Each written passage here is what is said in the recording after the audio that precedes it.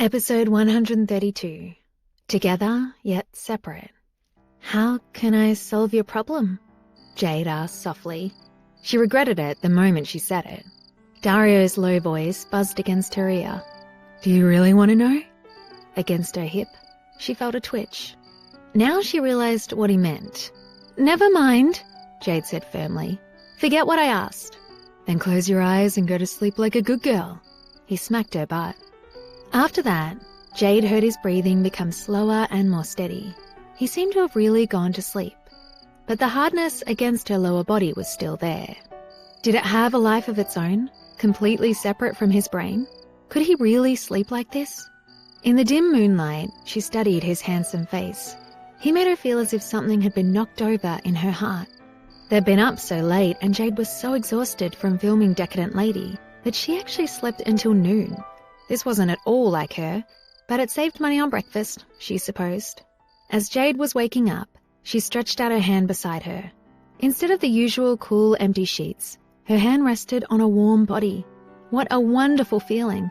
It was very warm, soft on the surface but hard overall. Something furry brushed her fingertips. She snatched her hand away as if out of a fire. Please let him still be asleep, she thought. Please let him not notice. But when she looked up, she saw his eyes, intent on her and the strange smile on his face. She was mortified. Good morning, Mr. Foster, she chirped with artificial brightness. I'll just get up and... Before she could even sit up, Dario yanked her into his arms. His voice was cool and languid. Have you touched enough? Jade could feel herself blushing, but she pretended nothing had happened. What do you mean? I was just seeing if you were still in bed. Seems like I've been sleeping through some things. Do you often feel me up when I'm asleep? Dario said in a low voice. He put a hand on her waist and nipped lightly at her earlobe. The sensation zapped through her and left heat in the pit of her stomach. Jade shook her head and shrank away from him. She hadn't been awake long enough for this. Dario never slept this late. Running back and forth for the last couple of weeks had worn him out. He hadn't slept well the whole time.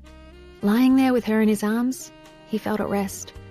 You're the one who touches people when they're sleeping, Jade pointed out, resisting the urge to knee him. Dario frowned. I thought you knew. I thought you liked it.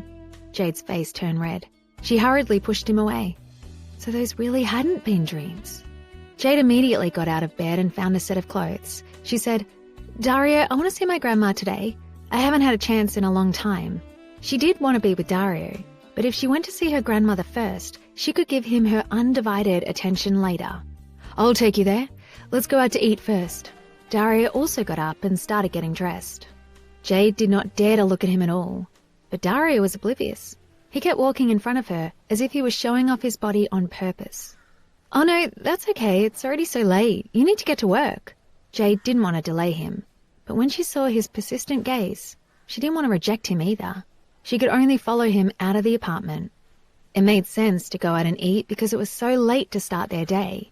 Strangely though, Jade had found the kitchen spotless when she arrived. Not freshly cleaned, but unused. There were no ingredients. Could it be that he hadn't cooked at home the whole time she was gone? After they had lunch, Dario drove Jade to the hospital. On the way, the two of them were very quiet. Dario kept his eyes on the road ahead. Jade sat silently beside him, not knowing what to say. She had a lot she wanted to say after their time apart, but where could she even begin? Even after last night's events, Jade still felt a chasm between the two of them. It was as if she would never be able to assimilate into his world. Getting closer to him physically wasn't going to help either. There was so much about him she didn't know. When they arrived at the hospital, Jade took a breath. She did not get out of the car immediately. Instead, she looked at his peerlessly beautiful face and said softly, If you have something to do, go do it. I'll sleep in the hospital with my grandma tonight. Dario looked at her and then bent down to unbuckle her seatbelt. Then, as if she hadn't spoken at all, he said firmly, I will pick you up after work.